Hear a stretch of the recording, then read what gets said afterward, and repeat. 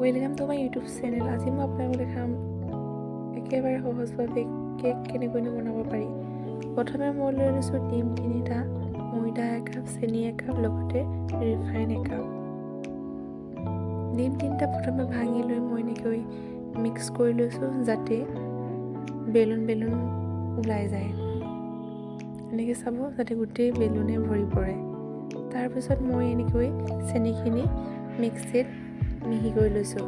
মিহি কৰি ল'লে মানে কেকটো খাবলৈ ভাল হয়। এনেকৈ মিক্সিত দি লৈছোঁ। এনেকৈ মই ডিমখিনিত ময়দা প্ৰথমে দিছোঁ, ময়দা ধুনীয়াকৈ মিক্স কৰি লৈছোঁ যাতে ক'তো অকণ লাগি নধৰে। ধুনীয়াকৈ এনেকৈ মিক্স কৰি লৈ তাৰপিছত মই চেনিখিনি মিক্স কৰি ল'ম।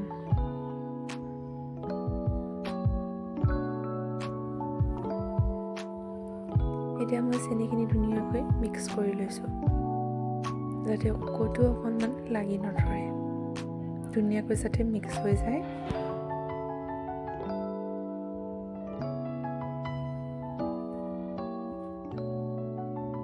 মই চেনি 1 কাপে ব্যৱহাৰ কৰিছোঁ, বেছি মিঠা হ'লে মই ভাল নাপাওঁ।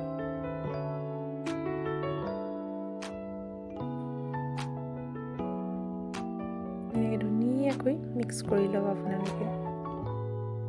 তাৰপাছত ডিম ৰিফাইন, এনেকৈ ৰিফাইন 1 কাপ ইয়াতে মিক্স কৰি ল'ব। চাব যাতে ধুনীয়াকৈ মিক্স কৰি লয়, মিক্স হয়।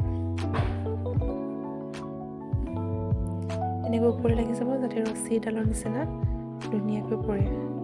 তাৰপিছত দিম মই এতিয়া বেকিং চামুচ দি লৈ ধুনীয়াকৈ আকৌ মিক্স কৰি ল'ব। তাৰপিছত মই কেকটো জ্বলি নাযাবৰ কাৰণে ৰাউণ্ড শ্বেপত কাগজ এখন কাটি লৈছোঁ। মই সাধাৰণতে কাগজখন দিয়ে কেক বনাওঁ, তেতিয়া কেকটো জ্বলি যোৱাৰ চান্স নাথাকে।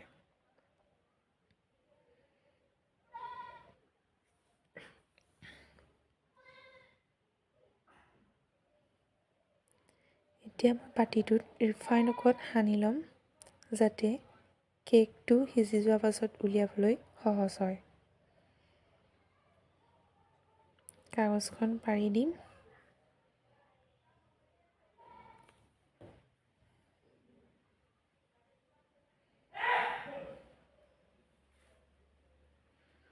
কাগজখন পাৰি লৈ এতিয়া ময়দা অকণমান ছটিয়াই দিম।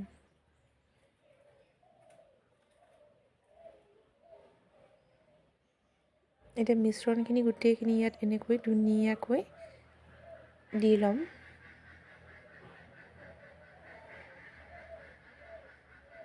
ধুনীয়াকৈ এনেকৈ ঢালি লৈছোঁ।